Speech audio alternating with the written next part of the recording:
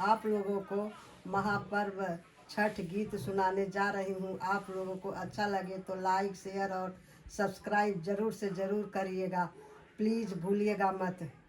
पठवले बानी छठी मैया आवत होई है नेवता, पठवले बानी छठी मैया आवत होई है।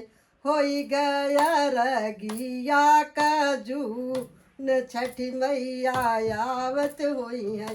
होई गया रगिया काजू छठी मैया आवत होई है।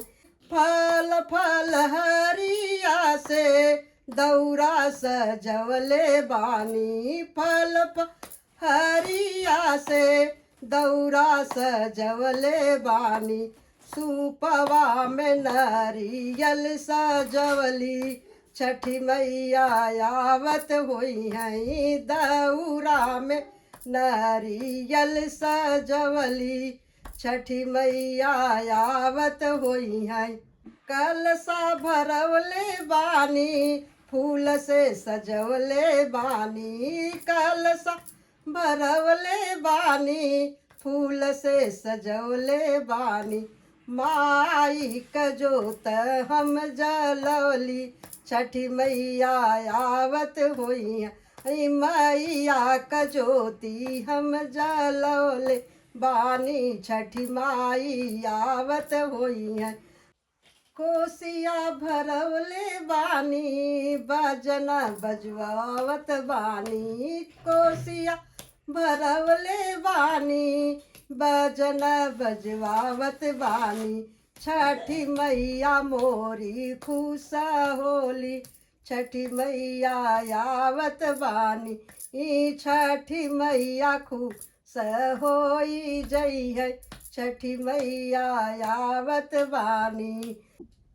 फल फल हरिया मैया तोह के चढ़ावत बानी, फल फल हरिया मैया तोह के चढ़ावत बानी। ईसा झवा अरगिया हम दिली छठी मैया आई गईली। साझक अरगिया तोह के दियली छठी मैया आई गईली। छठी मैया आई गईली अरग हम देई दियली, छठी मैया आई गईली अरग हम देई दियली। छठी मैया खुश होई गईली छठी मैया आई गईली। छठी मैया खुश होई गईली छठी मैया आई गईली।